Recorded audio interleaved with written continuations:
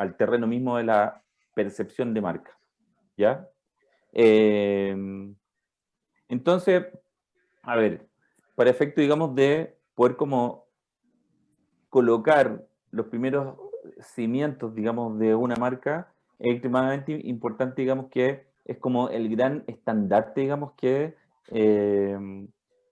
¿cómo se llama? Que va en la primera línea, digamos, al momento de poder como hacer historia a través de una empresa que empieza, que comienza a crecer en el tiempo, ¿ya? Para que corra ahí. Entonces, yo decía recién, ojo con esos dos conceptos, imagen y identidad. Esos dos conceptos nos da la sumatoria, ¿no es cierto?, de una marca, ¿ya? Hay distintos tipos de marcas. Por supuesto que hay marcas, ¿no es cierto?, que son líderes o marcas retadoras, que se llama también, ¿no es cierto? Y hay marcas, ¿no es cierto?, que están como a la sombra de estas grandes marcas, ¿no es cierto? Que también, no porque sean sombras les va mal, sino que en el fondo no están, digamos, en el top of mind, como se dice, de los consumidores, para efecto de decir quién es el primero en algo, ¿no es cierto? Que eso como para efecto de tener una ruta, mejor dicho, para entender la ruta de los mecanismos cerebrales de compra, ¿no es cierto? Vale decir, qué nos pasa en nuestra cabeza al momento de generar una compra, eso se llama marcadores somáticos, vale decir, cuál es la primera marca que en el fondo dio el golpe. Eso es lo que quiero decir, ¿ya?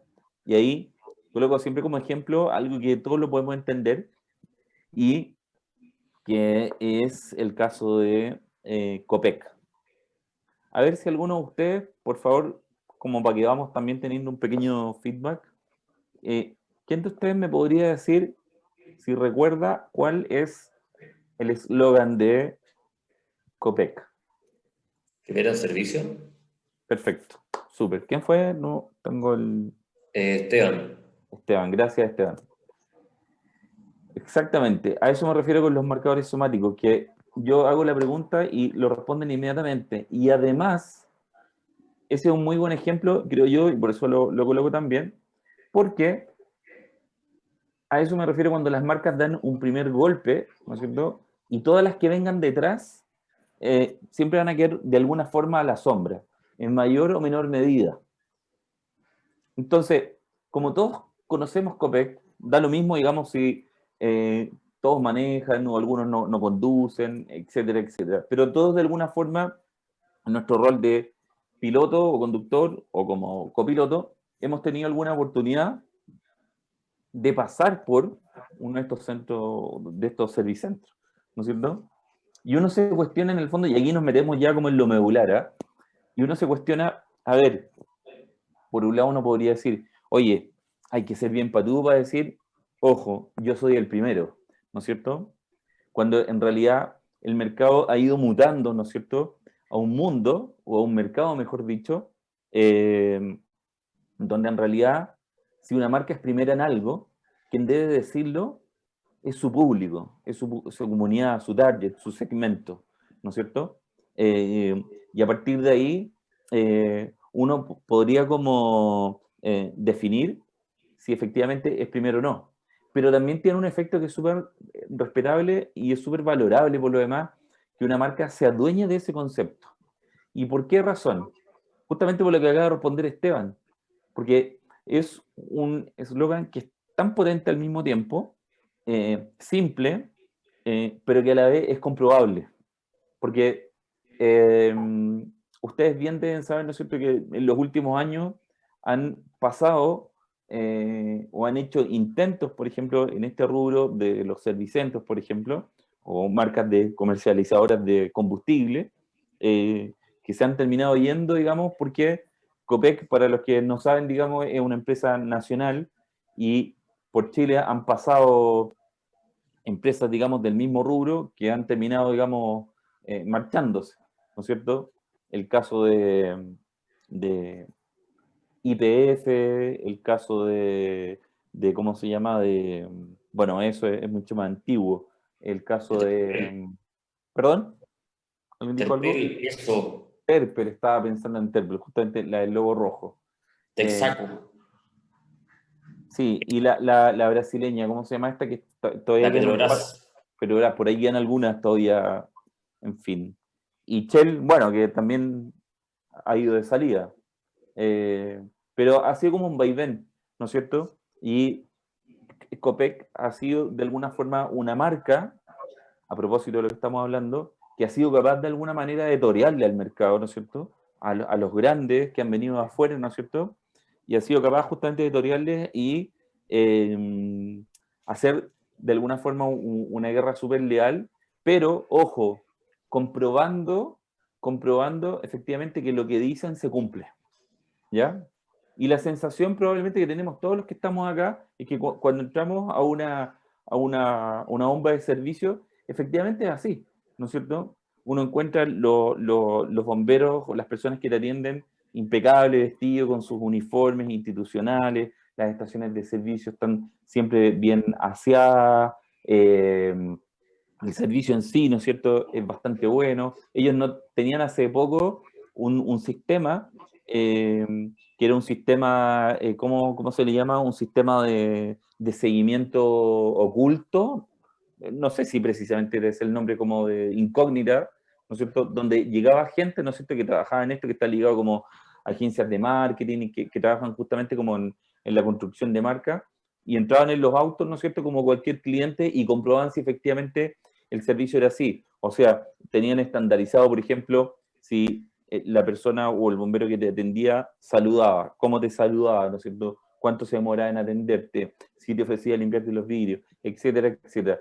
Todos esos que estoy nombrando yo ahora, por nombrar algunos, son tópicos que aportan a la marca, ¿no es cierto? Y que dan de alguna forma siendo como un puntaje que la sensación que uno se lleva de ahí, ¿no es cierto?, hace que efectivamente todos tengamos la misma sensación. Ojo, en términos generales, ¿ok? Puede ser que uno acá levante la mano y me diga, profe, yo tuve un problema. Sí, ok, perfecto, sí. En general uno pueden haber excepciones. Yo me refiero como a la sensación general que existe en el mercado de la percepción de marca, ¿ya?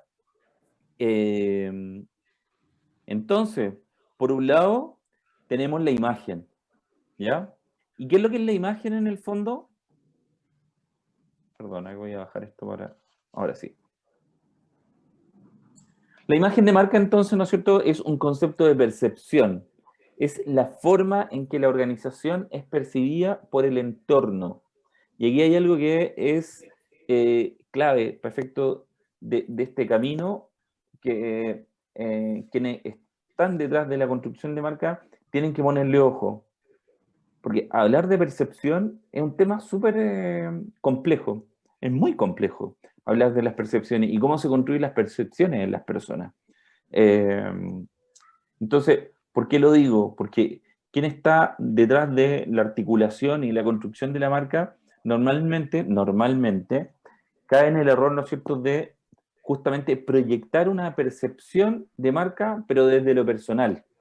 Y lo personal lo traspaso, ¿no es cierto?, a la marca que está construyendo, ¿no es cierto?, y hace creer, o quiere creer en el fondo, que así como él construye esa marca y la percibe, quiere pensar que o querrá pensar que todo el mundo a quien está dirigida percibe lo mismo. Y eso es un error, pero garrafal, es un error gigantesco, ¿no es cierto? Porque todos tenemos una idea distinta de lo que son las percepciones. Eh, la forma en que interpretamos el mundo está condicionada por muchas cosas. Eh, Se dice, por ejemplo, que para efecto de cómo yo construyo mis percepciones, que está profundamente ligado con cómo percibimos las marcas, tiene que ver, por ejemplo, con las 5 personas más importantes que me han rodeado en la vida. Yo como persona, ustedes como persona, individualmente. Y en eso normalmente se mezcla papá, mamá, abuelos, hijos, amigos, etcétera, etcétera. Esas 5 personas más importantes que te han acompañado durante la vida, la mezcla de esas 5 personas, eso eres tú. Esos son ustedes. Y en base a eso, ¿no es cierto? Y ustedes empiezan un poco como a proyectar esto que yo les acabo de decir y probablemente llegan a la conclusión que efectivamente lo que son ustedes hoy día es un pedacito de cada una de estas personas. Tienen un pedacito, ¿no es cierto?, de su mamá, de su papá, de su abuelo, de ese amigo más importante del barrio en la vida, etcétera, etcétera. Eh, y eso es muy cierto. Entonces, se contraponen estos dos mundos de cómo la imagen de marca se proyecta, ¿no es cierto?, pero cómo es percibida en el fondo por el mercado al que quiere llegar, ¿ya? Por eso es muy importante hacer un cruce con todo esto eh, respecto de cómo es la definición de la personalidad de la marca, ¿ya? Y cómo yo me puedo anclar de manera coherente y sintonizada con la personalidad de marca, ¿no es cierto? Perdón, dicho, como el mercado al que yo estoy dirigido, ¿no es cierto? Tengo una personalidad que vaya en línea, ¿no es cierto?, con la personalidad o el perfil de mi marca. Existen, digamos, este concepto que deben recordarle ustedes que son los arquetipos de marca, ¿no es cierto? Y que es una herramienta que hasta el día de hoy se ocupa muchísimo justamente para profundizar en cómo definir la personalidad de una marca, ¿ya? Y por otro lado está la identidad, ¿no es cierto? Dentro de la marca y su construcción, como dice ahí. Y la identidad de marca es un concepto, ¿no es cierto?, de misión. Es la manera en que la organización se concibe y se ve a sí misma, ¿ya? Por lo tanto, por un lado tenemos la imagen, que es lo que vende nosotros, y por otro lado la identidad, ¿no es cierto?, de cómo es lo que proyectamos. Estos dos mundos tienen que tener absoluta coherencia, tienen que caminar de manera paralela, alineada, ¿no es cierto?, y conversar permanentemente. Eh, Testear las marcas a lo largo de su vida, ¿no es cierto?, es sumamente importante, porque aquí es donde se genera una especie como de bifurcación, ¿no es cierto? Y por un lado está la participación de mercado y por otro lado está la percepción de marca, ¿no es cierto? O cómo, cómo yo percibo una marca y qué tanto como lugar protagónico en mi cabeza ocupe esa marca, ¿no es cierto? Entonces, puede ser que efectivamente otra marca pueda vender más, ¿no es cierto? Pero no quiere decir que tenga mejor posicionamiento. Son dos cosas absolutamente distintas, ¿ya? Las marcas que puedan vender más, por ejemplo, pueden ser verdaderos commodities, ¿no es cierto? Porque puede hacer una cosa circunstancial, ¿no es cierto? Que normalmente estas dos como estadísticas de alguna forma se cruzan y chocan de manera potente, porque eh, es parte de este mundo al que pertenece, digamos, la posición de la marca, es porque normalmente lo traemos de mucho antes, lo traemos de mucho antes. Eh, entonces, les pregunto yo a ustedes, al que me quiera contestar, a modo como de que quisiera aportar. ¿Qué marcas, por ejemplo, en el caso de ustedes, sienten que hasta el día de hoy, desde muy pequeño, los acompaña? Sienten que es una marca que en el fondo la conectaron con ustedes, no sé si a través de sus papás, en el barrio, su abuelo, etcétera, etcétera.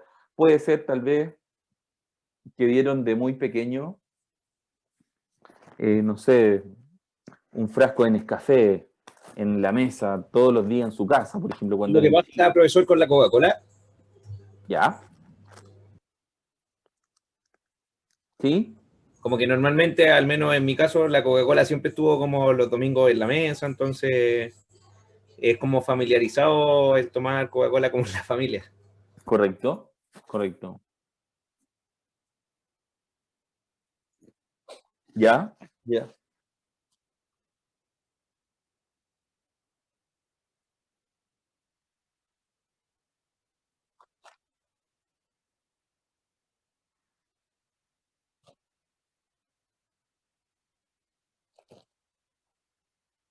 Sí. Y ahí fíjense que nos empezamos a conectar, perdón, no sé si alguien más quería como contar un poquito su vivencia o experiencia con alguna marca que le genere como ese vínculo.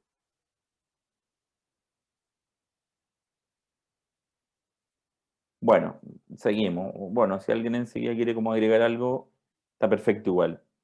Y ahí nos empezamos a encaminar de alguna manera a un mundo que es más profundo todavía y que tiene que ver cuál es el efecto poderoso, a ver si alguien me puede contestar esto, cuál es el efecto poderoso que se generen estos vínculos tan fuertes con las marcas. Ok, tenemos el recuerdo, ¿no es cierto? O tenemos la transición, o tenemos esto que nos heredan de alguna manera, ¿no es cierto? Nuestros padres, nuestros abuelos, tíos, en fin, con quien hayamos pasado, digamos, un largo tiempo de muy pequeños y a lo largo, digamos, de nuestra adolescencia, tal vez. Pero, a ver, ¿hay alguno de ustedes que me pueda, de alguna forma, como definir cuál es ese elemento o ese factor que es preponderante, digamos, para efecto de poder construir estos vínculos con las marcas?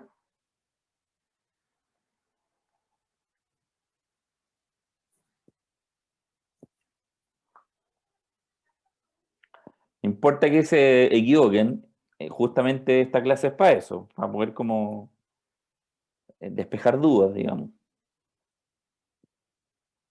¿Nadie se la quiere jugar ahora?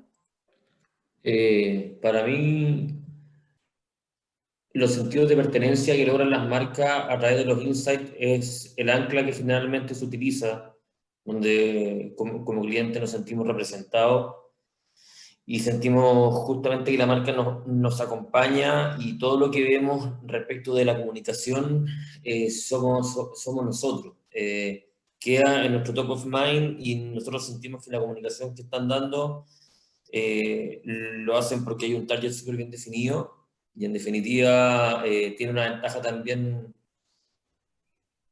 competitiva de ser sostenible en el tiempo y también sostenible para el mismo target que lo va a seguir hasta que no exista finalmente. Sí. Fidelidad, ¿o no? Ya, sí, puede ser. Pero ¿qué es lo que hay antes de fidelidad? Debe haber algo antes de fidelidad, ¿no es cierto? Sí. Tiene Confianza, que... confianza, Confianza, ¿ya? crear un vínculo emocional con la marca. Bingo. ¿Quién dijo eso? Que lo tengo abajo, perdón. ¿Quién dijo eso del vínculo emocional? Cristina Riquelme, Cristina, muy bien, Cristina. Bueno, va de la mano en realidad con todo lo que han dicho ustedes. No quiere decir que esté malo el resto. Esteban, perfecto. Y cuando, perdónenme, es que tengo el cuadrito abajo con su foto, porque como tengo una presentación arriba, pero cuando alguien dice confianza, fidelidad, el tratamiento y descubrimiento de los insights, etcétera, etcétera, todo viene, por eso yo decía, ¿y qué es lo que hay más atrás? ¿Qué es lo que hay más atrás? Lo que hay más atrás es justamente lo que acaba de decir también Cristina, es cómo, a través, ¿no es cierto?, o cómo, en base a qué se construyen esos vínculos, ¿no es cierto?, es cómo van naciendo y se van gestando las emociones que me evocan esas marcas, ¿no es cierto?, y que se trabaja muy de la mano con los insights, por lo demás. Pero efectivamente, eso es así. Y ahí me pasa un tema, digamos, que es tremendamente importante y que hoy día y cada vez más se va a hacer más importante. Y créanme que es así. Eh, y probablemente con el efecto de la pandemia aún más se va a acelerar. Y tiene que ver con esto de que las marcas generamos vínculos emocionales, como decía Cristina, porque cada vez las marcas hablamos del efecto de la humanización de las marcas, ¿no es cierto? De entender que justamente, ¿no es cierto?, el tratamiento que están teniendo es hablarle a su segmento, hablarle a su comunidad, ¿no es cierto?, de tú a tú. Porque uno antes entendía, ¿no es cierto?, dentro de este concepto que a lo mejor lo vieron ayer con Oscar, que es como hablar del marketing transaccional, que no es algo que me agrade mucho, tiene hasta como una connotación un poco fría, diría yo. Y esto es justamente lo opuesto, porque el mercado empezó a entender de alguna manera que, ok, son grandes empresas que están representadas a través de estos grandes emblemas que son las marcas, pero detrás de esas marcas hay personas que crean esas marcas, que gestan esas marcas o que las articulan, ¿no es cierto? Y por eso las marcas cada vez se les ha ido corriendo el eje de alguna forma, ¿no es cierto?, hacia el lado más humano, ¿ya? Por eso se habla, ¿no es cierto?, de las marcas con propósito hoy día, ¿no es cierto? Por lo tanto, ahí hay ¿cómo se llama?, un factor, un elemento, como decía recién, que es, pero extremadamente importante, súper importante. Yo creo que las marcas, las que vayan quedando, que me da la impresión que son hartas todavía, que no se vayan subiendo a este carro, van a ir de alguna forma pasándolo muy mal y si no despiertan probablemente van a terminar desapareciendo porque no van entendiendo un poco que el mundo en ese sentido va hacia allá. O seguramente más de alguno de ustedes ha escuchado o, o ha leído, ¿no es cierto?, que una de las herencias que nos va a dejar, por ejemplo, la pandemia es justamente volvernos mucho más humanos, ¿no es cierto? Entender, digamos, que estamos en un terreno en donde como consumidores queremos también ese trato. Y un hito importante que viene acá como a determinar esto y que forjó de alguna forma, digamos, que las marcas dieran este paso o entendieran, digamos, esta conceptualización de las marcas desde el punto de vista humano, tiene que ver con la llegada a nuestras vidas de las redes sociales. Porque las redes sociales son un golpe tan grande para la comunicación en general que yo creo que ustedes y yo van a pasar, no sé, nos encontramos en este mismo Zoom 20 años más. No sé si va a existir Zoom o si va a existir esto, o si va a existir Internet, o a lo mejor va a existir otra cosa mejor que Internet en 20 años más, no lo sé. Pero yo les aseguro que si nos encontramos en 20 años más, probablemente y no va a haber mucha duda respecto a esto que estábamos hablando ahora. Cómo las marcas se vieron en la obligación de sacar a flote su factor más humano a través de las redes sociales. Porque cuando yo pongo una cuenta o habilito una cuenta de red social a nombre de una marca y le hablo a las personas, ¿no es cierto? Y esas personas me hablan, lo que estoy haciendo, ¿no es cierto?, es generar una comunicación de tú a tú, digamos, ¿no es cierto? Y me veo la obligación de poder hablar en los códigos que habla mi comunidad, ¿no es cierto? Por eso, en el fondo, pasa este suceso que pasa ya hace varios años atrás. ¿Se acuerdan ustedes cuando hablaban de un concepto que a mí me carga, pero me voy a referir igual para que todos lo podamos entender? ¿Se acuerdan cuando hablaban del Internet 2.0? ¿Sí? Yo me generaba como un rechazo. El Internet 2.0 justamente se refería a eso, ¿no es cierto? A la transición, ¿no es cierto?, de la habitualidad de que uno fuera a un sitio web, ¿no es cierto?, y navegara y tuviera una experiencia de usuario, etcétera, etcétera. Y cuando llegaron las redes sociales de manera más masiva, principalmente como, estoy hablando como en la época ya cuando se consolida Facebook y un poquito después Twitter, hace que en el fondo las marcas, ¿no es cierto?, lleguen ahí y que las marcas, por otro lado, empiecen a cuestionarse y decir, oye, a ver, ¿qué hace pensar que las personas van a visitar nuestro sitio web? ¿Qué cosas buenas tenemos para mostrar ahí como nuestra casa, digamos, que era el lugar virtual que tenían nosotros para visitar? Y probablemente muchos de ustedes lo hicieron, fueron a visitar sus sitios institucionales, pero después cuando llegaron las redes sociales, la gente ya no visitó más esos sitios. ¿Y las marcas qué es lo que tuvieron que hacer? ¿Dónde está la gente? La gente estaba conversando en las redes sociales, la gente se encontró en las redes sociales y fue un encuentro muy, muy poderoso por lo demás. Entonces las marcas lo que tuvieron que hacer es justamente ir y mutar y ellos, ahora les tocaba a ellos ir a buscar a la gente donde estaban y donde seguimos estando por lo demás, ¿no es cierto? Que eso difícilmente va a cambiar por ahora o en un buen tiempo.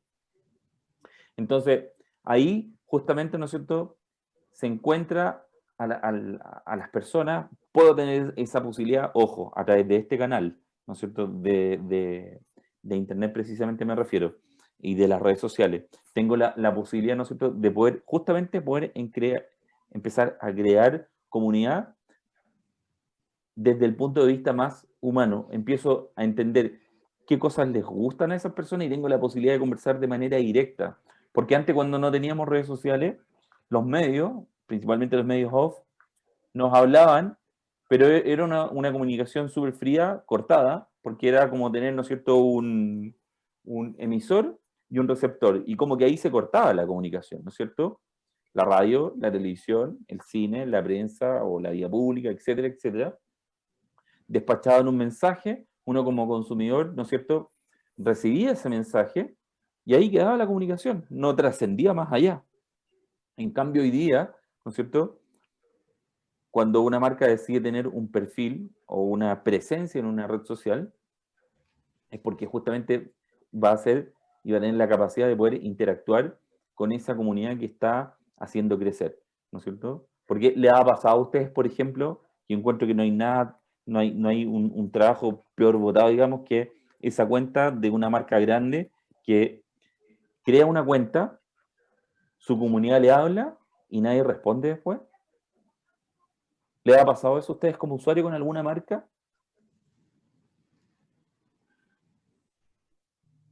Ha pasado mucho ahora, profe, en pandemia, con generalmente porque obviamente los emprendedores se han visto más beneficiados ahora por el mal servicio o logística que tienen los retail. Por Totalmente. ejemplo, bueno, a mí me pasó hoy día que tuve que dejar un reclamo en el Cernac porque tuve problemas con una compra que hice en linio.cl, que es del Grupo Falabella. ¿Sí? Y, y yo me he resistido un poco, es la primera compra que hago, digamos, al e-commerce de Linio. ¿Ya? En esta época me había resistido un poco por todos los reclamos que tiene el Cernac. ¿Ya? Todo lo que tiene que ver con Sodimac, Falabella, etcétera. Y he hecho casi todas mis compras, lo que es retail, por ejemplo, en Cencosud, y no he tenido ni un problema.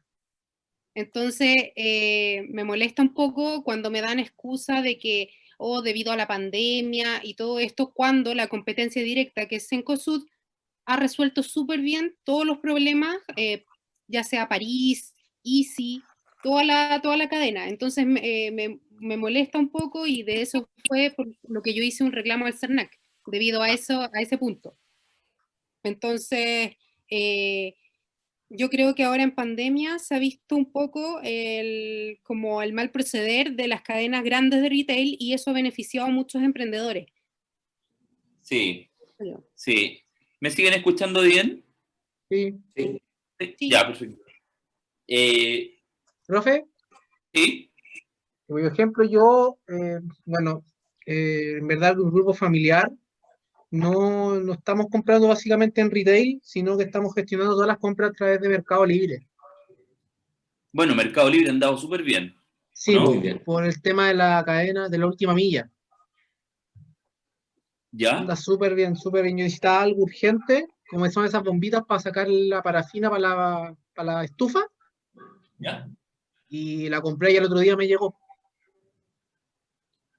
Entonces, Y por bien, lejos, te iba a comprar en el Easy y me iba a llegar en 2 semanas más. claro. Mercado Libre ha sido un acierto en pandemia. Es increíble. A Mercado Libre le digo, pero suena casi una frase. Le digo a Mercado Libre, le digo increíble. Yo tengo un estudio, el que quiera, después yo se lo comparto, o a lo mejor ustedes lo tienen,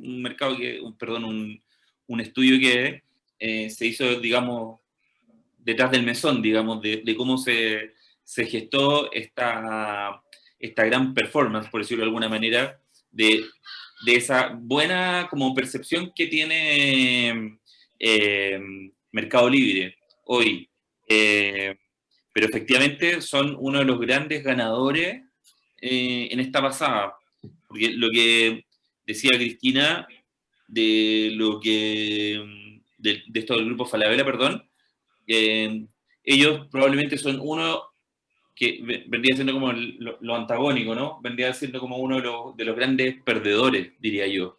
Porque ha sido realmente catastrófico eh, cómo ha sido su imagen, mal manejo, su ignorancia, por qué no decirlo de alguna forma, con no prepararse, digamos. Porque, a ver, uno puede entender, digamos, que el gobierno, uno mismo, o distintas empresas, en fin, nadie estaba preparado, digamos, para lo que pasó con la pandemia, ¿no es cierto? Pero uno podría decir, mira, ok, el primer mes, las primeras semanas, ya, pero llevamos casi 6 meses en esto, ¿no es cierto? Entonces uno perfectamente podría decir, a mí se me ocurre, mirando muy de afuera, por ejemplo, que una de las cosas peores que he escuchado de Falabella es que efectivamente su logística simplemente no está funcionando. Algo que te dicen que va a llegar, no sé, en 4 días, llega en 4 semanas. Y los call centers no responden, las redes sociales están prácticamente abandonadas, no están dando abasto. Y por otro lado, uno toma, no sé, el diario financiero o cualquiera, digamos, de estos medios que hablan justamente de conductas de mercado, y uno dice, oye, pero Falabella es un gigante.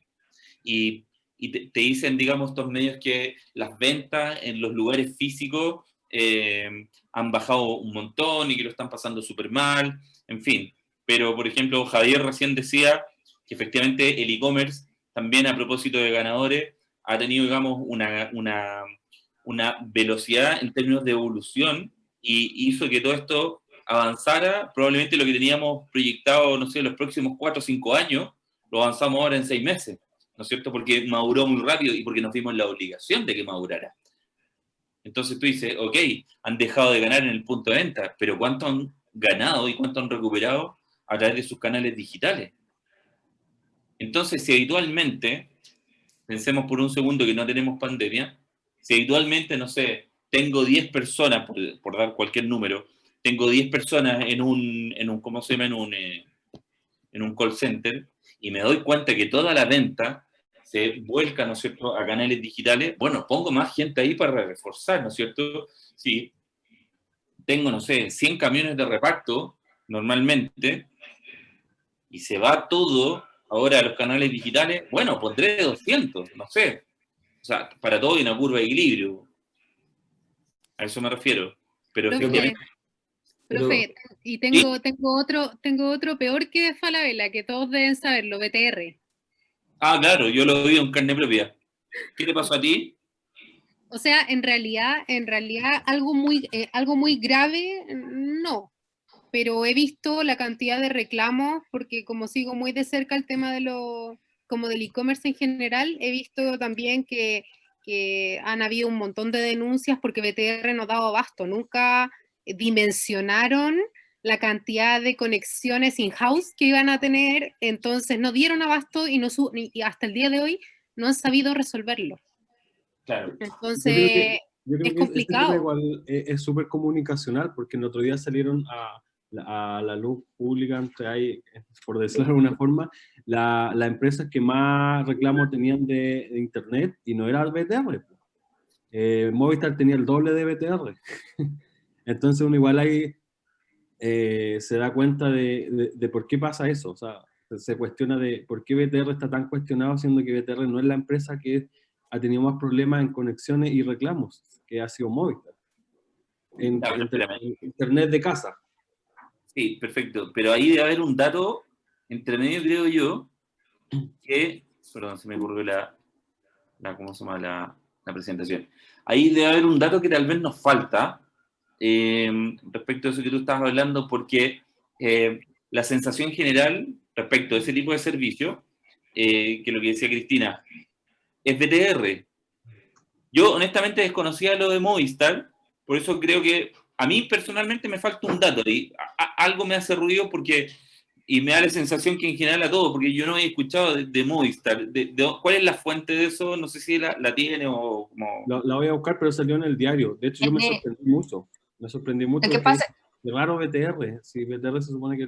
A mí, por ejemplo, yo nunca he tenido problema con BTR. Toda la vida he tenido BTR y jamás se me ha caído, jamás, nada. ¿Sabes lo que yo creo?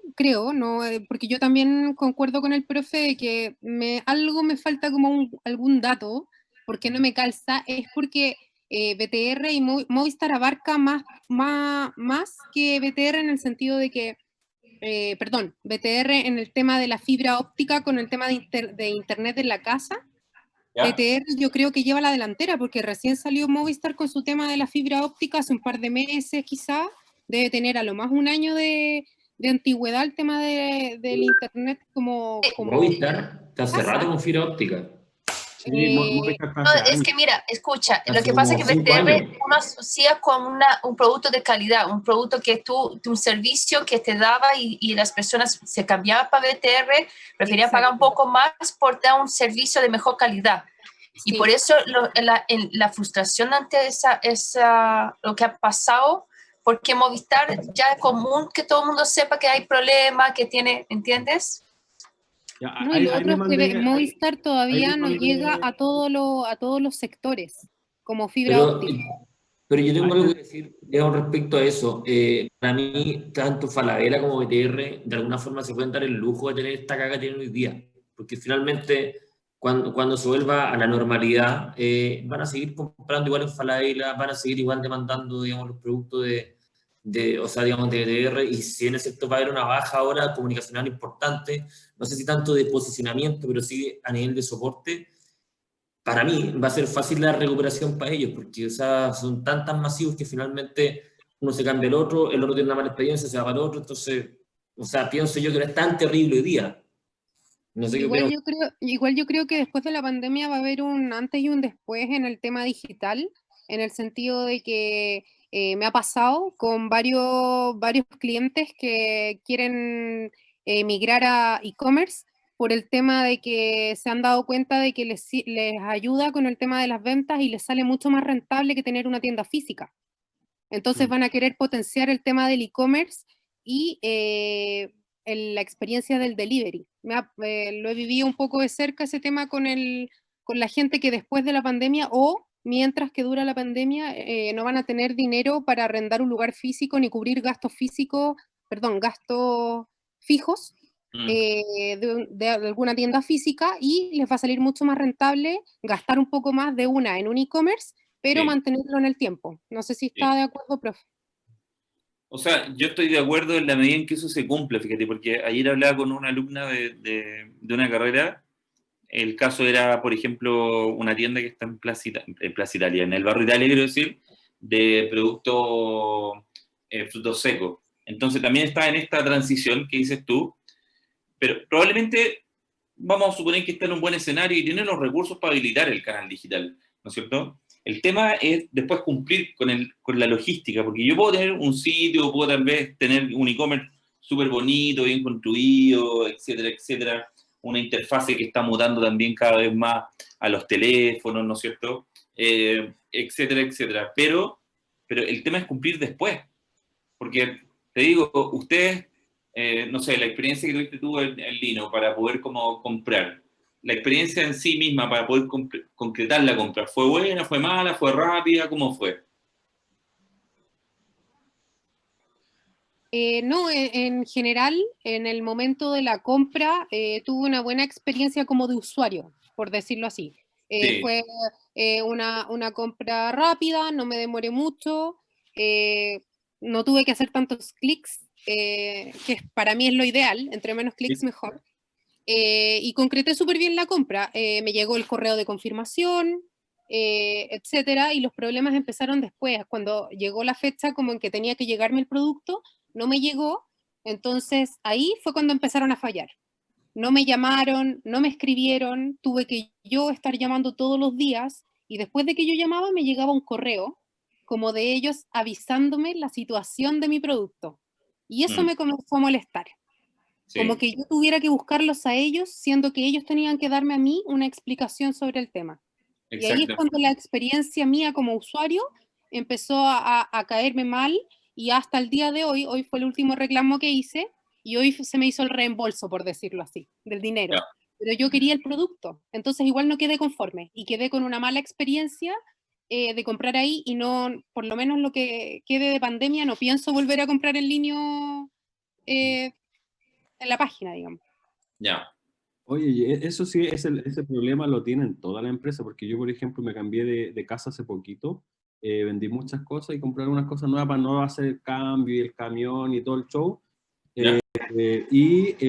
Por ejemplo, había comprado un rack muy bonito en Easy. Yo desde antes de la pandemia siempre compraba online y todo bien, todo perfecto, me llegaba súper y todo. Pero por ejemplo en el Easy me dijeron que iba a llegar un día y no llegó. Esperé todo el día, no llegó. Al otro día yo fui a la oficina porque no tengo teletrabajo y me llamaron que el camión estaba abajo. De un día, Puta. al otro día. Fue el medio show porque el conserje me decía que él no recibía nada. Ya, eso me pasó ¿cómo se llama? Con Lisi. Compré 2 parcas en mayo para el invierno en Falabella y una me llegó en una talla XL y yo soy M y la otra me llegó en M. Y recién la semana pasada pude cambiarlo.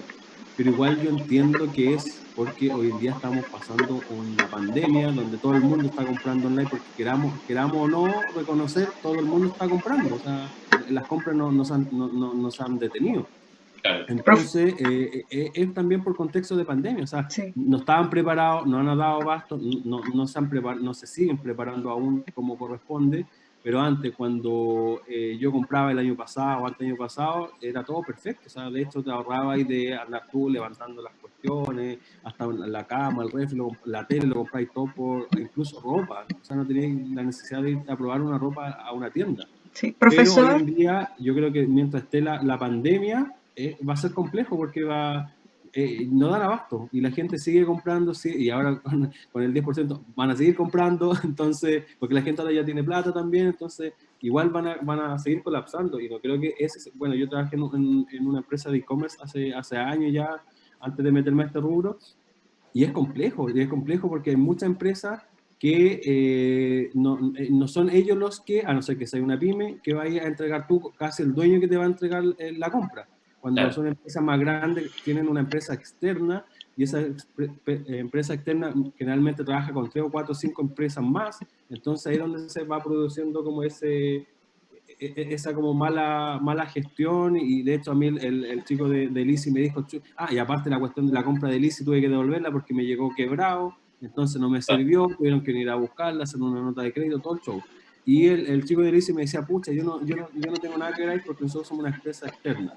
¿Sabes? Entonces le reclamaba a Lisi y el Lisi me decía, no, es que es culpa de la empresa. Y la empresa me decía, no, es que es culpa de Lisi.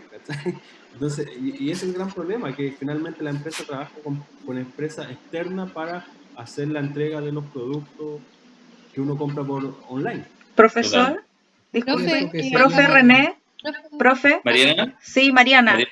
Sí, ¿Sí? yo entiendo que es bueno hablar todo esto que nos pasan con las marcas y todo, pero ¿existe alguna forma que podamos así como irnos por el camino de lo que va a entrar en el examen, como para ayudarnos también por honor al tiempo y todo eso? ¿Es posible? Los vi tan apasionados hablando que no ¿cómo se llama? O sea, de alguna forma tiene que algo que ver, ¿ah?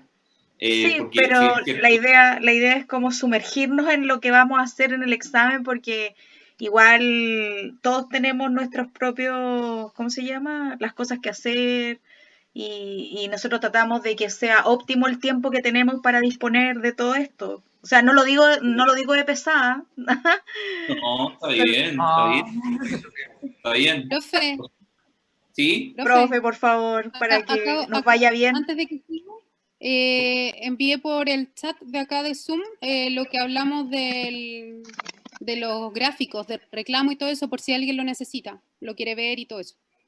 Perdón, ¿qué es lo que fue lo que mandaste? No, acá a todos, para que todos lo vean, los gráficos de reclamo, lo que estábamos hablando de los retail y todo eso. Ah, perfecto. ¿Ya?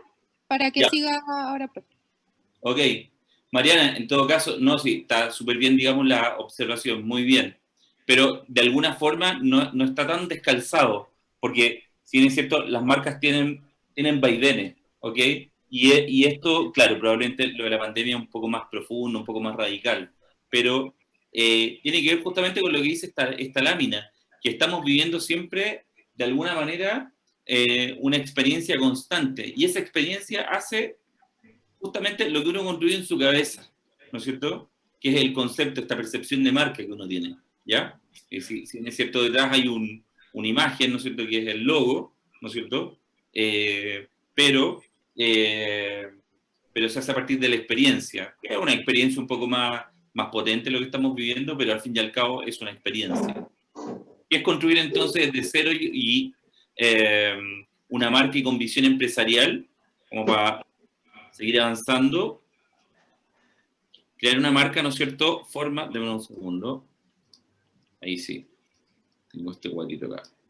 Ya, entonces dice que crear una marca es una forma más eficaz, ¿no es cierto?, de mostrar a los potenciales clientes de qué se trata el negocio, la empresa, ¿no es cierto? A partir de ahí uno proyecta, ¿no es cierto?, un propósito.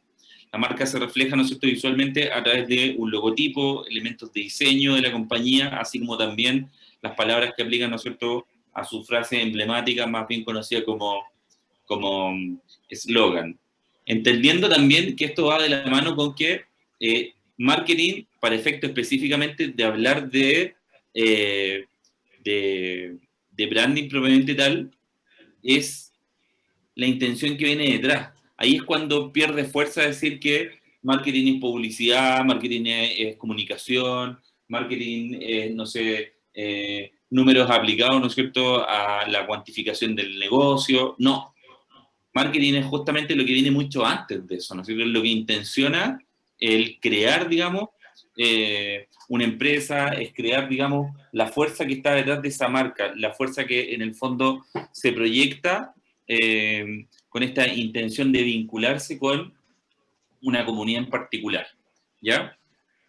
Dice que la gran mayoría, ¿no es cierto?, que inicia un negocio se olvida, ¿no es cierto?, este elemento que es fundamental y que tiene que ver con la imagen de marca.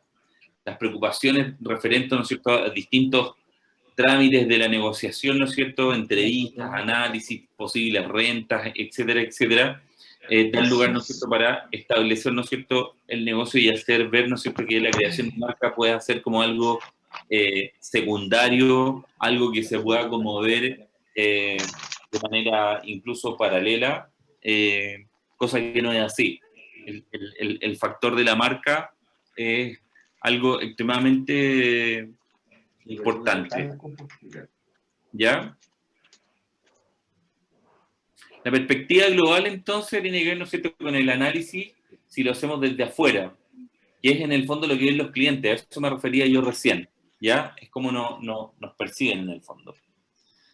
A largo plazo, nos damos cuenta de que un establecimiento, un negocio, etcétera, etcétera, el equipo, los trabajadores, las negociaciones o la estrategia, ¿no es cierto?, son activos o más bien cosas circunstanciales, ¿no es cierto?, que se estancan, van, vienen, etcétera, etcétera. Mientras lo único que va quedando en el fondo como una especie de estela o sello, ¿no es cierto?, que va trascendiendo en el tiempo es la marca, ¿ok? O sea, se hace trascendental para efectos de poder decir, o sea, aquí, por ejemplo, hay algunos que recién alguien mencionaba, por ejemplo, una persona mencionó que trabajaba en un hotel, que es el Hotel Explora, que está en las Torres del Paine. Alguien lo mencionó, me parece, recién, ¿no es cierto? Bueno, da igual quién lo mencionó en realidad. Y en un hotel, por ejemplo, me voy a detener un poquito en el ejemplo de esa marca, porque tiene una percepción de marca que es brutal de buena, encuentro yo. Es muy buena. Y a pesar que pueda tener como también una percepción de un lugar para hospedarse muy caro, o a pesar que pueda tener como este periodo de estancamiento, tiene una imagen de marca muy, muy buena. Puede estar en las Torres del Paine, el día de mañana, ¿no es cierto?, puede colocar, ¿no es cierto?, un hotel en otra zona extrema del país, o el hotel que está, qué sé yo, en la Isla de Pascua, o en San Pedro de Atacama, que son los lugares donde está, que son los que me acuerdo ahora en este momento, pueden sufrir ciertas modificaciones, o puede cambiar su estilo interior, etcétera, etcétera. Pero es la marca la que se aloja en el subconsciente de las personas. Y eso es lo que llevamos en el fondo de manera muy grata por lo demás, que hacemos como una especie de mapeo. Por eso yo decía al comienzo, esta especie como de tradición que nos heredan nuestros padres o las personas con las que estuvimos de más pequeños, que nos heredan, digamos, estas conductas. Y hace que efectivamente nos pasen, digamos, la cuenta a lo largo del tiempo y seamos súper fieles. En eso se convierte en el fondo, ¿ya? ¿Cómo gestionar una marca en el fondo eficientemente? ¿Y qué es lo que dice un poco la nueva tendencia respecto a esto? ¿Han escuchado ustedes hablar del modelo Idol Brand o del modelo del Celebrity Brand?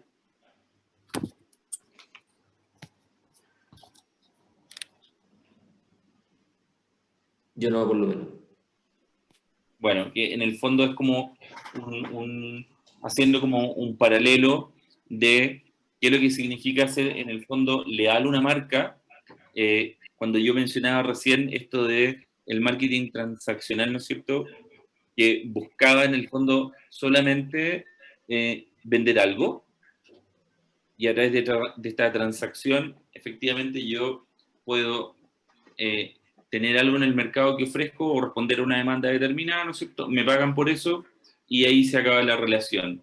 Finish. Pero en adelante, ¿no es cierto?, las marcas lo que están haciendo ya hace un buen rato es justamente generar estos vínculos, pero a través ya de estos patrones que están acá escritos y que justamente buscan de alguna manera como enamorar también como a sus seguidores, decirlo de alguna manera. Y esto trasciende también no solamente a la marca comercial o a la marca que encontramos en el supermercado. Aplica mucho, por ejemplo, y que me gusta darlo como ejemplo también, a marcas que están en otro tipo de esfera, en otro tipo de terreno. Por ejemplo, ¿Profesor, podría dar un ejemplo de cada una? lo voy a decir ahora. ¿Quién me habló ahí recién? Yo, Patricio Carmeta. Patricio, respóndeme una pregunta que te quiero hacer de manera así bien sencilla, sin pensarlo mucho. Un grupo de música, una banda de rock o lo que sea o que para ti sea como que tú seas fanático. Daddy Yankee. ¿Eres fanático de Daddy Yankee? No, pero sí, me gusta. ¿Sí? No, pero en Pero serio. me gusta mucho Iron Maiden también. ¿Quién? Iron Maiden. Ya. O sea, me imagino que has pagado entradas por ir a verlo. Sí, una vez, de hecho. Ok. ¿Tienes disco o has descargado disco o lo tienes en tu lista de Spotify, etcétera, etcétera? Hablemos de fanatismo, a eso me refiero. Así como fanático, con pelo largo y todo eso, no, pero me gusta.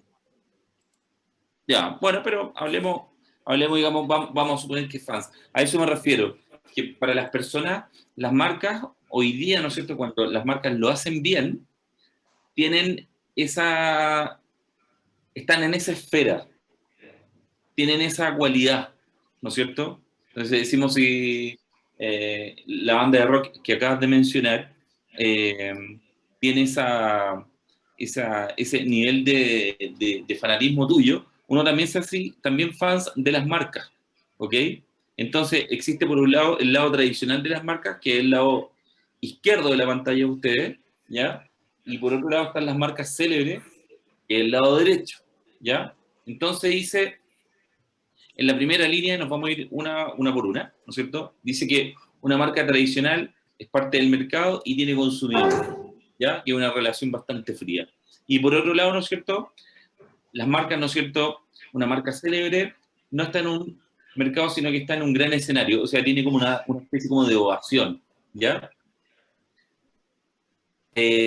Una marca tradicional posee atributos y beneficios funcionales, ¿no es cierto? Y por otro lado, una marca célebre contiene una promesa única, ¿ya? Esa promesa única que es justamente la que nos genera como una gran conexión, ¿ya?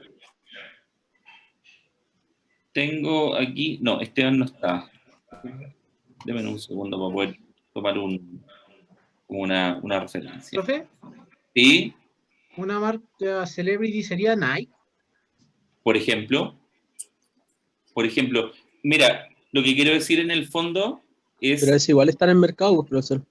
O sea, al final todas las marcas están con el mercado, pero no sé a qué se refiere que no esté en el mercado, sino en un gran escenario. Por ejemplo, me imagino como Red Bull, que no vende solo energética, sino que vende algo más como la marca, ¿no? En sí. No, claro, no, espera.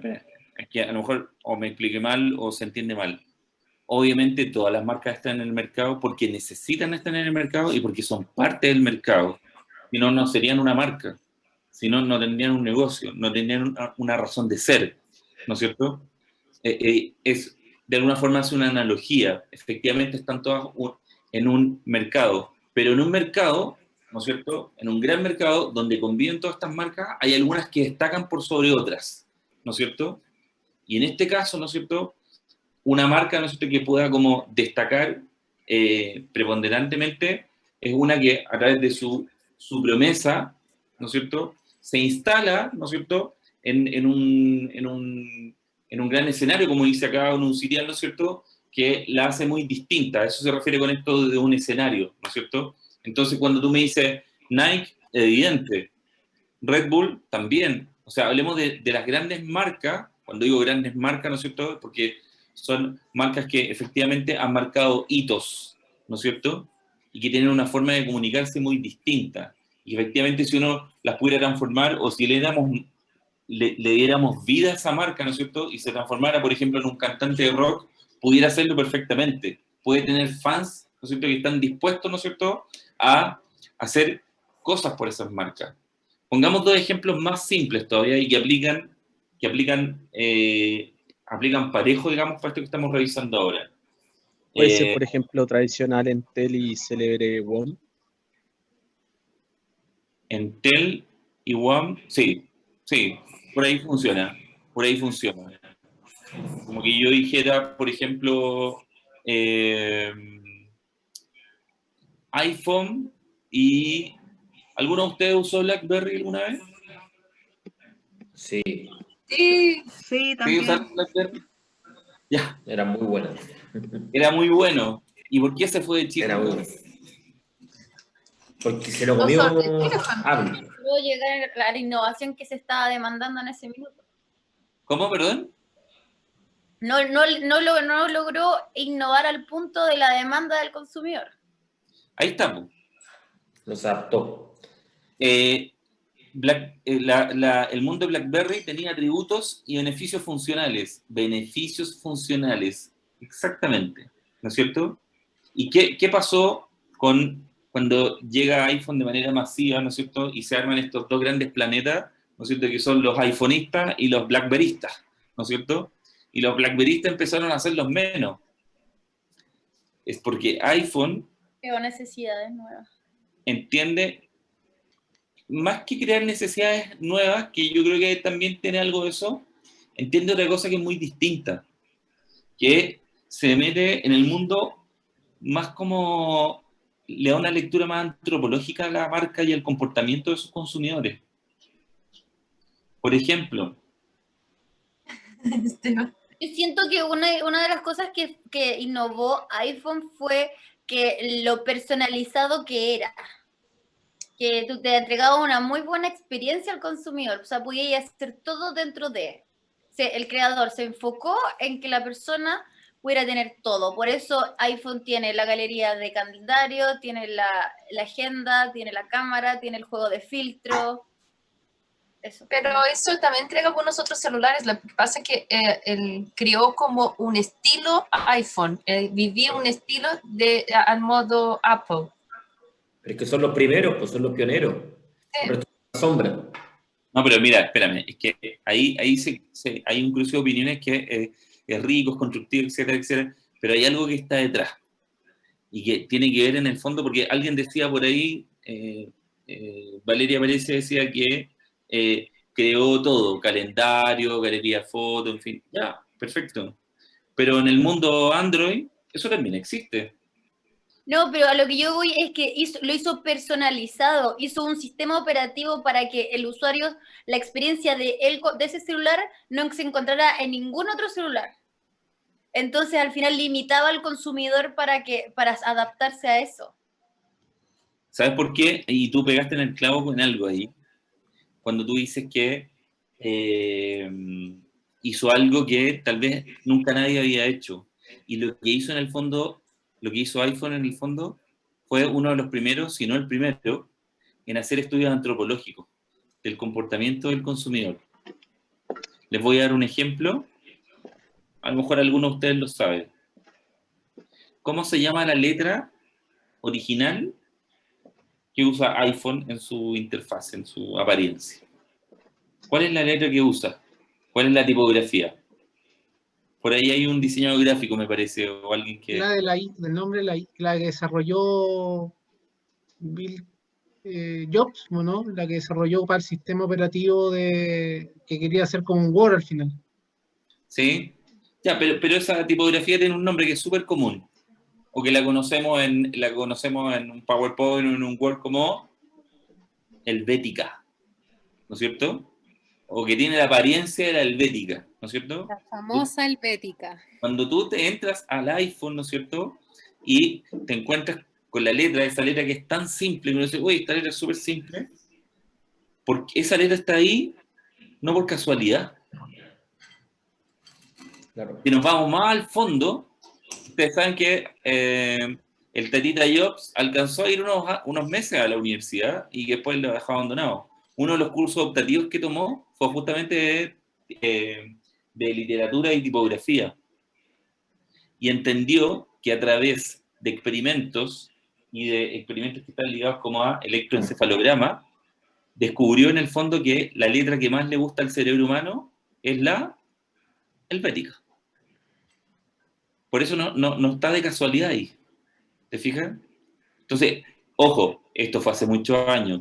En el tiempo, muchas marcas ya después empezaron a subir a ese carro de entender, no a través de las respuestas que dan los consumidores, y salir a la calle o hacer encuestas online, etcétera, etcétera, y preguntarle a la gente, oiga, ¿qué tipo de letra o cómo le gustaría el iPhone?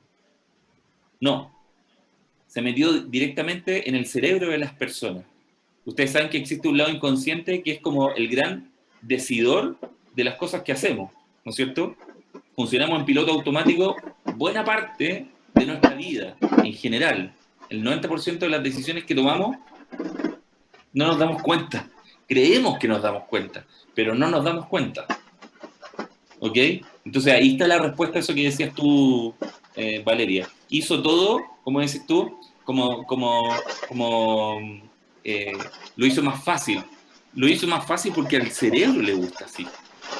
Se metió dentro del cerebro y descubrió lo que le gustaba al cerebro. Entonces, claro, después cuando viene el tatita Jobs y nos dice, oye, les tengo un teléfono acá, míralo.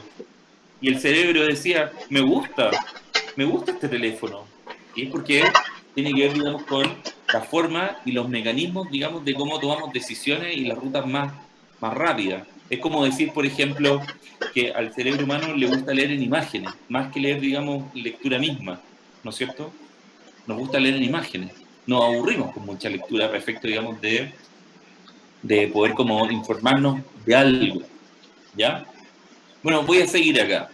Dice que una marca tradicional tiene un discurso sordo e invasivo e interrumpe los intereses y la atención del público. Es como eso califica dentro del marketing transaccional, ¿no es cierto? Una marca célebre no tiene consumidores, tiene admiradores fieles que la prefieren por sobre las otras marcas, ¿no es cierto? Porque en el fondo se sienten parte de ese mundo de esa marca, ¿ya? Una marca tradicional se crea y vive en la mente de la gente, y una marca célebre tiene una puesta en escena a través de la cual expone un contenido que se conecta simbólicamente con el público, vale decir, gente que se enamora de esa marca. Hablemos de otro ejemplo. ¿Qué les pasa a ustedes, por ejemplo, cuando se dan cuenta de las locuras de cuando, bueno, el mismo iPhone, cuando van a lanzar el último modelo y la gente hace fila o está dispuesta a pernoctar, ¿no es cierto?, para poder conseguir el último modelo? O cuando en Concepción la última vez, ¿no es cierto?, se abrió la última, o la única tienda, creo, la única tienda Starbucks, y la gente hacía fila para ir a conocer el Starbucks. ¿Qué nos pasa con esas marcas? Vamos a vivir una experiencia, no vamos a tomar café, ¿no es cierto? Si no, tú dices, oye, si fuéramos seres racionales, realmente si fuéramos seres racionales y compramos realmente desde lo racional, de los que están acá, al otro lado de la pantalla, ¿ustedes irían a pernoctar, ¿no es cierto?, y dormir en la calle para ir a tomarse un café? Jamás. No.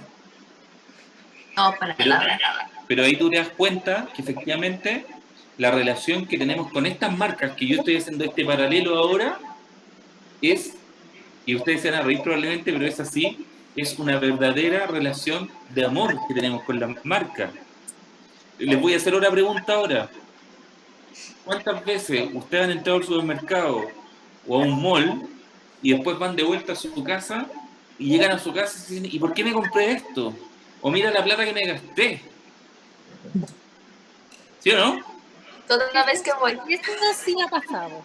¿Cómo? Eso sí ha pasado.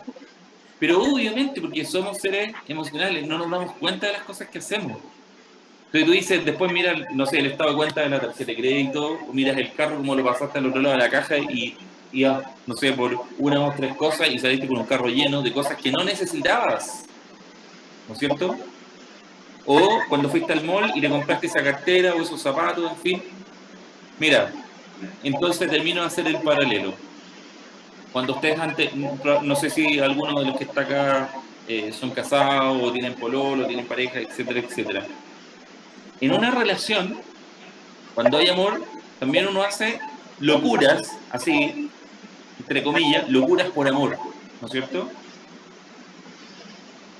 Prometes bajar la luna, o invitas a comer, no sé, a la Torre Eiffel, etcétera, etcétera, ¿no es cierto?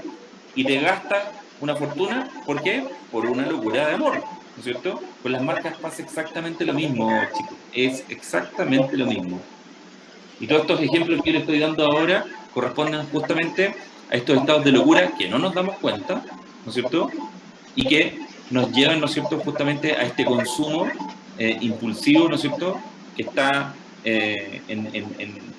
enraizado, está en lo subyacente de cosas que están muy ocultas, ¿no es cierto? Y por último, la última línea dice que una marca tradicional puede ser conocida, pero jamás admirada. Y lo antagónico es una marca, ¿no es cierto?, célebre, se crea en la mente del mercado, pero vive en el corazón de las personas. Por eso se transforman en fans de esas marcas, ¿no es cierto? Y yo les pregunto, cualquiera que me quiera responder ahora, que me dé un ejemplo. ¿De qué marca Carola San Martín o Carol San Martín?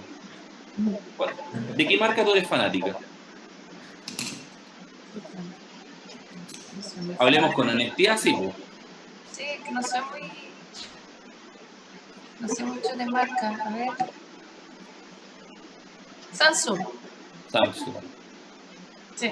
¿Eres usuaria de iPhone, o sea, perdón, de Samsung normalmente? Sí, sí. ¿Tienes computador, tienes teléfono, un televisor, etcétera, etcétera? Sí. La marca en general, así, confío en ella. Ya, bueno, esto que estoy diciendo yo acá, eso es un ejemplo calcado de eso.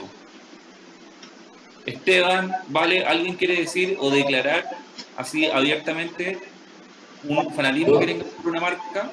Yo siempre mi marca es media polémica. ¿Por? Soy fanático de la U, de la marca Universidad de Chile. Perfecto, está perfecto, está perfecto. No, Pero ¿cuál es la También, diferencia también. ahí? Porque ahí también se engloba un tema de sentimiento.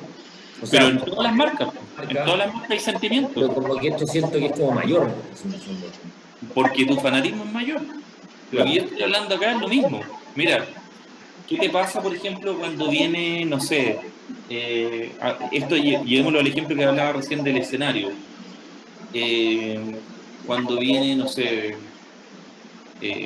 Ricky Martin, Paul McCartney, o estos grandes conciertos, ¿no es cierto?, que se pueden dar en el Estadio Nacional, etcétera, etcétera. Y tú te vas como a las primeras filas que están apegadas al escenario y la gente está llorando.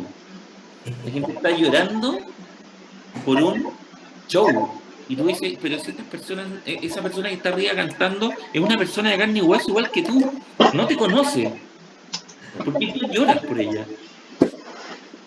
Lo mismo, vámonos ahí a las galerías del estadio y la gente está cantando y salto en el tablón, y la gente está gritando ahí, pues vamos la U, y ahí se ve Esteban gritando, ¿no es Los cierto? mismos estaban felices hoy día porque anunciaron la apertura del torneo.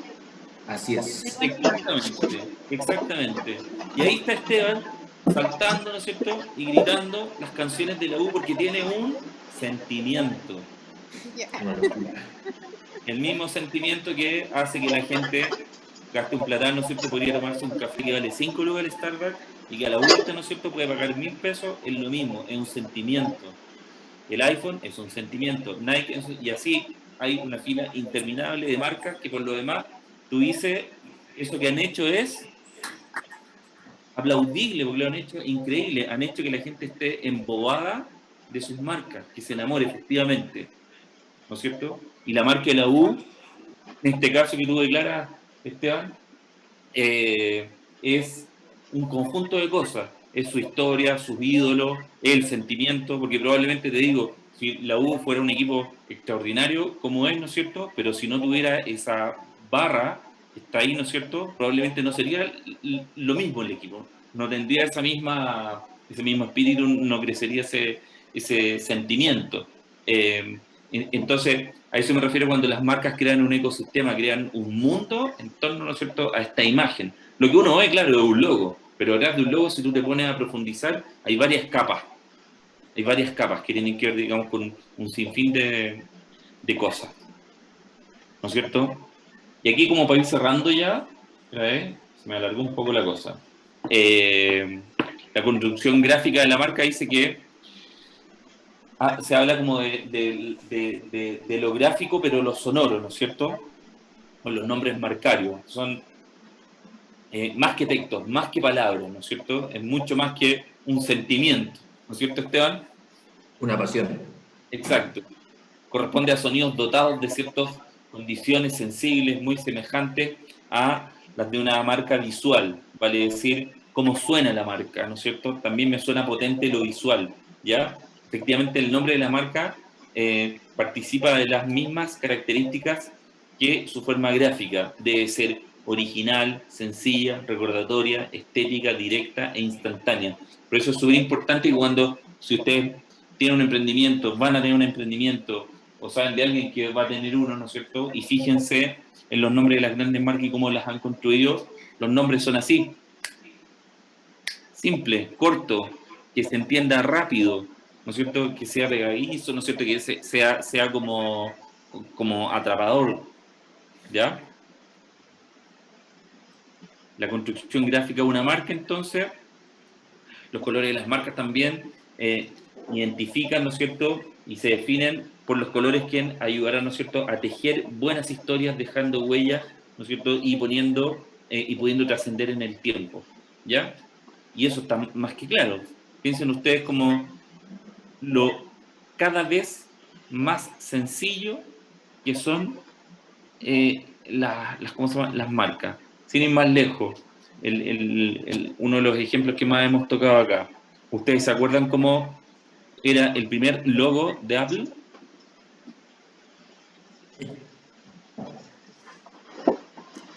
¿No? Era la manzana con muchos colores. Una manzana con muchos colores, exactamente.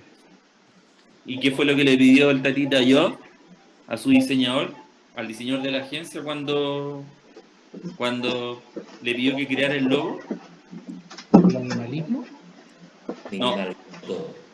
Como era de irónico yo, le dijo que quería un logo para su empresa, y lo que más le pidió es que no lo hiciera lindo. No quiero un logo bonito, le dijo. Quiero un logo simple, quiero algo que se entienda. Y le presentó eso. ¿Cómo ha evolucionado ese logo hasta el día de hoy? En nivel de simpleza. ¿Se acuerdan que Profe, creo que el Javi, o sea, lo que pasa es que hay un logo antes, que es súper poco conocido. O sea, si lo googlean, es como súper complejo. Es como antes de la manzanita de colores. A ver, ¿lo puedes acercar más a la cámara? Ah, sí me acuerdo, sí me acuerdo. Sí, de veras. Sí, me acuerdo. Fue como en el año 1976 más o menos. Ese Sí. fue el primero. Sí, Fue bien sí. el que dice Fabio. Sí, pero digamos que ese es como el más conocido de los inicios, ¿no es cierto? Como para poder como entablar, digamos, la conversación. Y después incluso, no hasta hace poco, o sea, no hasta hace mucho, unos 3, 4 años atrás era, que era la misma manzana, pero tenía como una especie de sombra al lado, y que por la misma interfaz de los teléfonos, para hacerlo más sencillo y verlo más sencillo en la pantalla de los teléfonos, se llevó como a esto que conocemos hoy día como algo súper plano, ¿no es cierto? Que tiene un nombre que son los diseños, el plan design, no recuerdo en este número cuál es el concepto. ¿Perdón? Flat, ¿no es cierto? Sí, flat design. Flat design, sí, ese. Y que en el fondo, si tú te das una vuelta por, a ver qué otro, que me está, bueno, ¿cómo se llama? Su contrincante histórico. Windows, acuérdense la primera ventana como la mostraron, una cosa así súper recargada de muchos elementos. Y hoy día es algo súper simple, muy simple. Esa es la tendencia, hacia allá va. Entonces, se los digo porque si hay varios publicistas o gente que está ligada al diseño, todavía queda gente o empresas o gente que está iniciando negocio y cuando te encarga como la construcción gráfica de su negocio, todavía quieren como algo así súper recargado, muy recargado. Quieren que prácticamente en el logo vaya el número de teléfono de la empresa.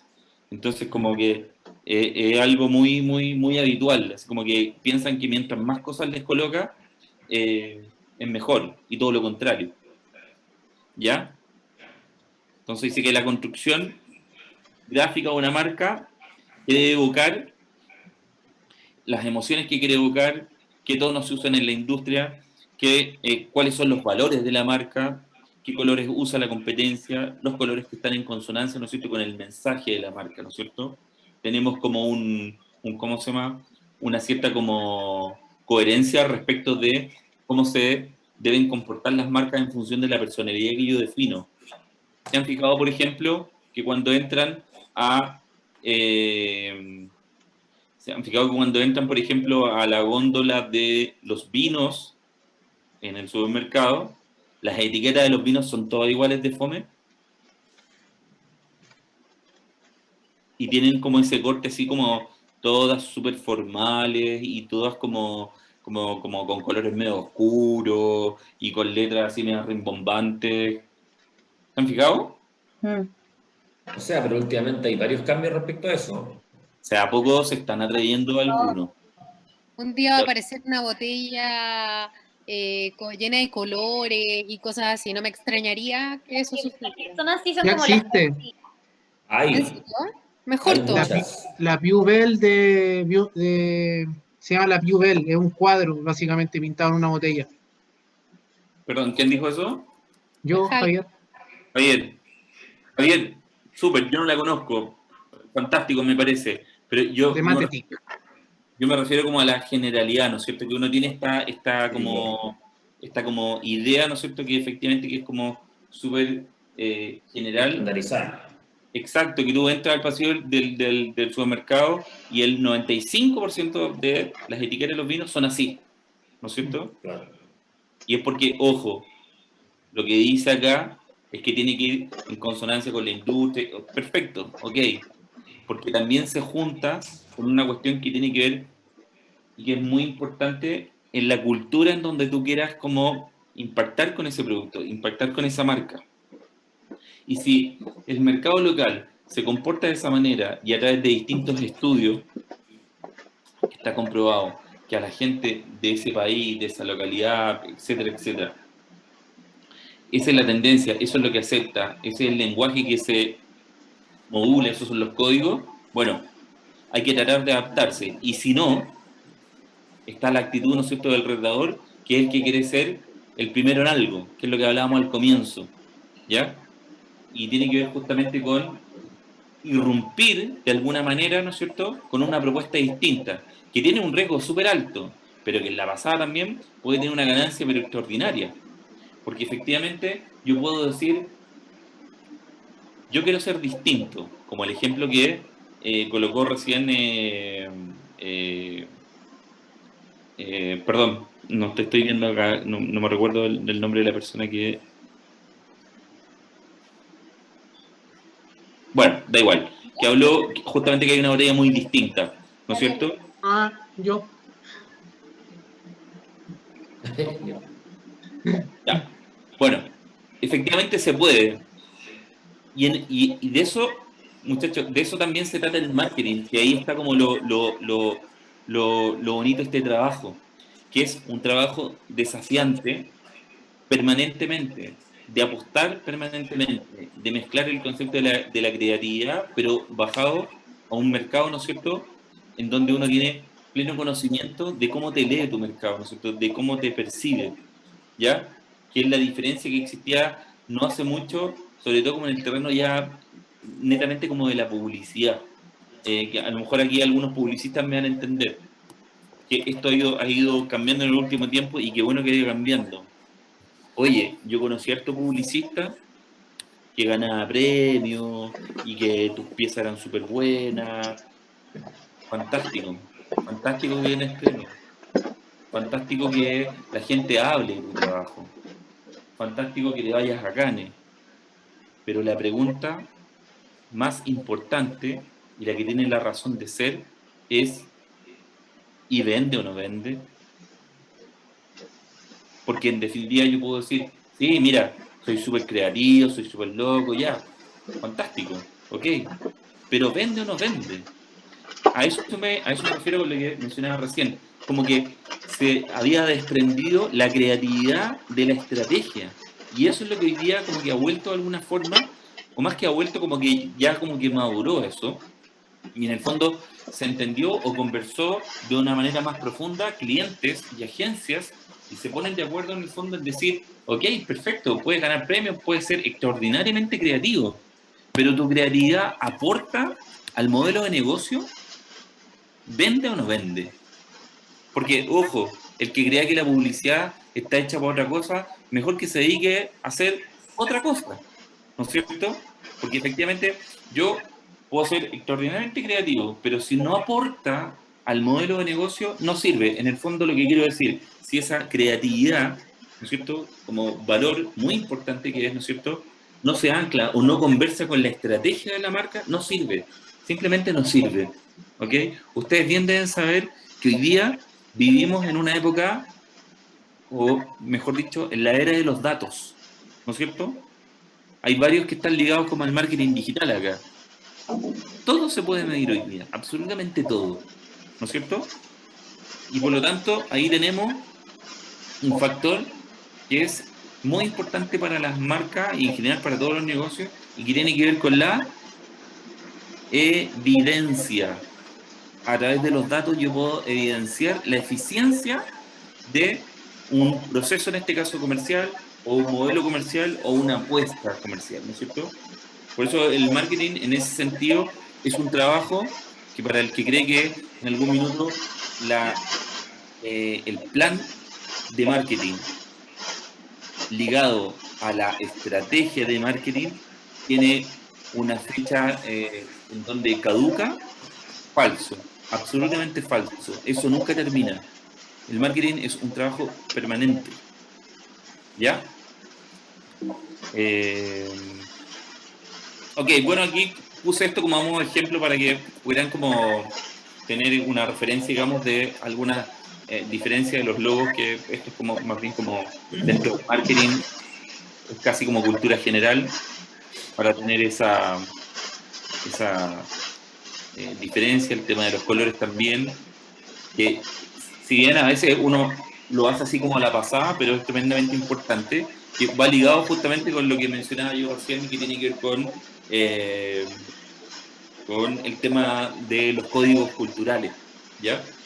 Y los códigos culturales, efectivamente, a esa botella de vino que mencionaba recién el compañero de ustedes, decía que si esa botella decidió tener esa actitud súper jugada, es porque probablemente parte de su mercado lo tenía súper estudiado y de alguna forma sabía que iba a tener cierta aceptación. y también, por supuesto, tiene un grado en donde apuesta algo, ¿no es cierto? Apuesta que yo voy a impactar, ¿no es cierto?, a un 5, un 10%, o lo que vaya a ser de este mercado al que yo pretendo. Ah, perfecto, perfecto, ahí la estoy viendo. Gracias, Esteban. O sea que hay varias, pero por ejemplo son más jugados, son distintos. Ya. Oye, buenísimo, buenísimo que alguien se atreva a hacer cosas distintas también, po, ¿no es cierto? Yo pongo esto como ejemplo, pero igual me gustaría como conocer un poco su apreciación, ¿eh? ¿Tienen también esa misma idea como, por ejemplo, que el mundo del diseño y las etiquetas de los vinos son todas extremadamente fome? O no sé si yo tengo como una cosa muy marcada con eso, pero son todas prácticamente igual. ¿Les pasa eso, no? En mi opinión, hace rato que el mundo vitivinícola está innovando bastante en las etiquetas. Mucho. Efectivamente hay un gran número de vinos que todavía mantiene como el estándar más formal. Pero hace harto rato, bueno, ahí hay un compañero que trabaja, digamos, el tema del vino, entiendo. Así que no puede dar más información, pero a mí me voy que soy bastante dinero, veo mucha etiqueta más novedosa que antes. Lo que pasa es que los vinos con etiquetas así, el 7 colores y todo, son viñas boutique, viñas de nuevos viñateros. Entonces, son como la ola nueva de productores, la ola nueva del vino chileno. Entonces, están con etiquetas diferentes y todo. Los más tradicionales, básicamente, tienen la etiqueta más tradicional por un tema de exportación. Por ejemplo, si te das cuenta que el vino de exportación que tiene las etiquetas negras con dorado, porque en China los vinos que se venden son etiquetas negras con dorado. Un tema cultural. ¿Cachai? Entonces hay varios, pero por ejemplo lo que tú tenías ahí, los vinos, claro, son de viñateros de la nueva ola de vinos chilenos, y claro, están irrumpiendo con todo lo que es imagen, quieren ser como disruptivos en su quehacer. ¿No? Y están irrumpiendo tanto que finalmente van a obligar a las marcas tradicionales a actualizarse. Va a llegar un momento en que Costa Toro, Santa Eva van a tener que innovar por un tema de actualización. Perdón. A las 9:30 tengo reunión. ¿Falta mucho, profe? No, faltan ¿a qué hora tienen reunión? A las 9:30, 20 minutos más.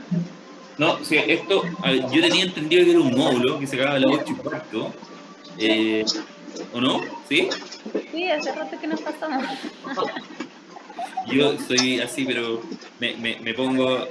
Bueno, el tema del... Se queda casada. Oye, profe, pero ¿y cuál va a ser el enfoque real de su pregunta? Buena pregunta, fíjate. Bueno, no lo sé. Lo hicimos... ¡A eso veníamos, profe! Es que no, aunque lo tengamos hecho, no se los vamos a decir porque sería hacerle un daño, porque en el fondo se predisponen a. Entonces se hizo a propósito. Lo vamos a definir como un par de días antes del examen.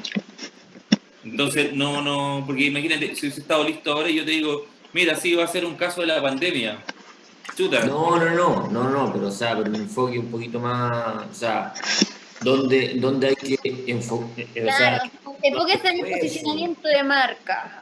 Enfóquense en cómo se lee, no sé, pues, cómo el comportamiento del consumidor frente a un caso particular, como cómo va a ser la pregunta, si va a ser como muy técnico, muy de materia, o va a ser en verdad como ponte en la situación de y qué harías tú como, o qué estrategia de marketing aplicarías, como sí. esto.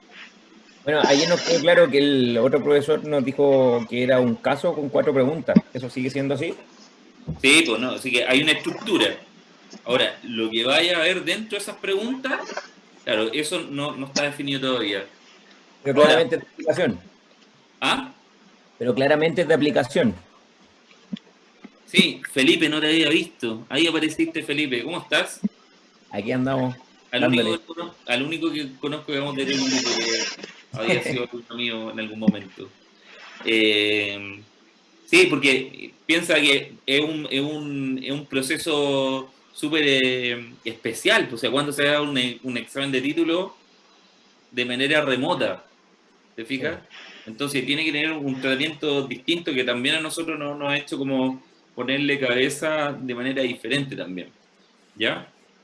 Bueno, para los que se tienen que ir, ya está, pero en realidad lo que voy a revisar ahora tiene que ver netamente con la personalidad de marca y ya estaba cerrando ya, ¿ya? Así que, o si prefieren, subo la PPT, se las dejo ahí y ¿cómo se llama?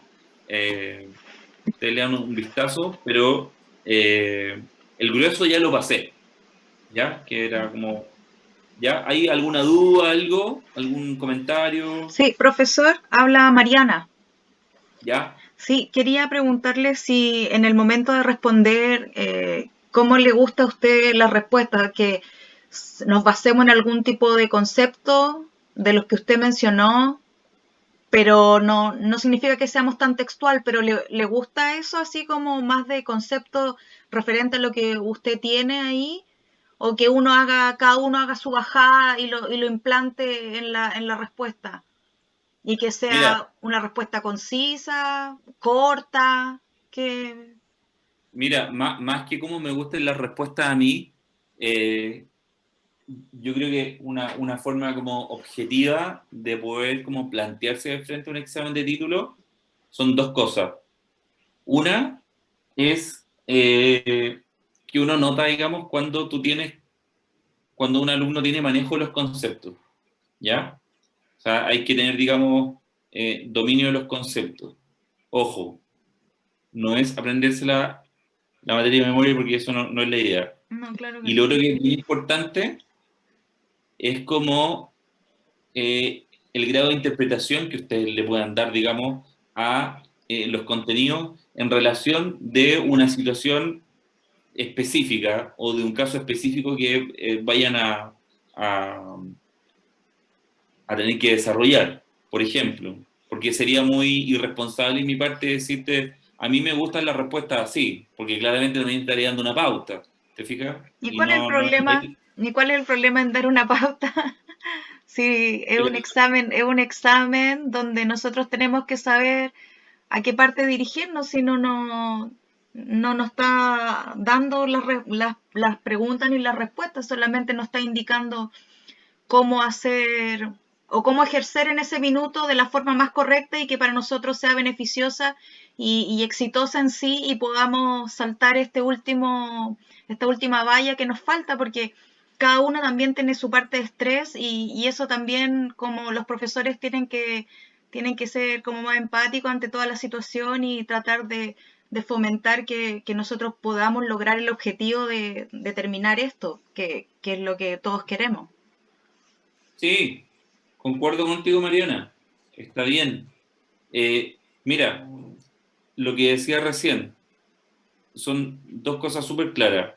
Una, manejar conceptos y saber interpretarlos en función de una situación, poder plasmarlo. Eso en el fondo, porque mira, en más de una ocasión me han hecho esta pregunta de cara no necesariamente a un examen de título, pero cuando uno dice, por ejemplo, y aquí quiero ser súper claro y tajante, aprendan a interpretar los conceptos, no es caer en el cantinfleo. Claro. ¿Me entienden? Porque claro, yo me puedo poner a escribir, ¿no es cierto? Y de repente uno toma pruebas, ¿no es cierto? Que tienen, ¿no es cierto? Media hoja escrita, ¿no es cierto? Y una vuelta, un mareo así ya, pero una cosa ya, pero que queda justamente mareado, ¿no es cierto? No, pues es como en el fondo argumentar y uno se da cuenta inmediatamente, ¿no es cierto? Cuando tú tienes manejo de los conceptos. Porque cuando yo me refiero manejo de los conceptos es porque efectivamente no aplica, por ejemplo, a una respuesta de una definición específica de un concepto específico. ¿Me explico con lo que menciono, no es cierto? ¿Sí, vale? ¿Sí? Sí, sí. Ya, perfecto. Eso es. Alguien por ahí decía, respuestas cortas. Sí, o sea, yo creo que también aplica aquí esto que muchas veces han escuchado ustedes. Menos es más. O sea, en la medida en que uno sea súper preciso, ¿no es cierto?, para contestar y teniendo, digamos, este cruce con el dominio conceptual, digamos, de la materia, deberían andar bien, Mariana. Ok. ¿Ya? ¿Te quedas más tranquila ahí en ese sentido? Sí, lo que pasa es que igual en enero del 2019, ¿Ya? igual tuve algunos conocidos que no lograron pasar marketing, entonces yo digo, ¿será tan complicado?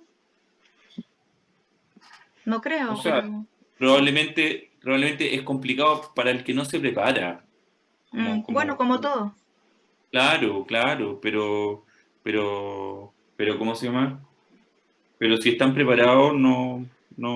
Ojo, porque a veces se tiende como a decir como que, no, que marketing es más fácil. O como que, no sé si les pasa eso de repente, como que más de alguno pueda como mencionarlo. Ahí Vale está como afirmando de alguna manera. Y yo creo que, Te bajan un poco el perfil. Te bajan un poco el perfil. claro, no es que sea más fácil. Son líneas distintas de trabajo, son líneas distintas de aplicaciones.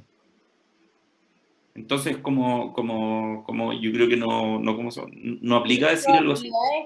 Que te va a ser más fácil o que se te va a hacer más difícil. Pero cuando no manejáis el teórico, puedes cachar mucho de marketing como a grandes rasgos, pero si no te manejáis como salía lo de los logos, por ejemplo, el ISO, el logotipo, cómo se conforma un logo, es una persona, tal vez no lo sabría y puede jugar en contra, entonces obviamente uno no tiene que como decir, ok, es fácil porque es marketing. No, en verdad no es tan Ya, fácil. mira, vale, qué buen ejemplo que diste y con esto empiezo a cerrar. Me pasó en otra universidad y qué bueno que lo dijiste, que en otra comisión que conformé, efectivamente, ¿no es cierto?, ¿cómo se llama? Se colocaron algunas preguntas que tienen ese carácter más lógico, ¿no es cierto? Y entre medio de un caso, ¿no es cierto?, pinchaban con algunas preguntas que uno de repente cree que las sabe por sentado, ¿no es cierto? Y no es así. Contésteme, ¿qué es lo que es una marca? ¿Qué es lo que es un logo? Y no sabían. No sabían. Entonces, ojo ahí. Me explico, ¿no es cierto? Sí, absolutamente. Eso es. Ya, no sé si quieren hacer otra pregunta, otro comentario, alguna otra observación. Mariana, ¿tú? No, súper, todo bien. Ya. Felipe. Estamos súper, profe. Ya. Está bien, Perfecto. a ponerle hombro nuevo. Perfecto. Ya, pues nos veremos el día entonces. Gracias, profe. Nos vemos. Ya, a ustedes. Gracias, profe. Ok. Acuérdense de subir el Power, porfa. Lo voy a mandar. Gracias. Chau, chau. Chao, profe. Muchas gracias. Ya, aguanta.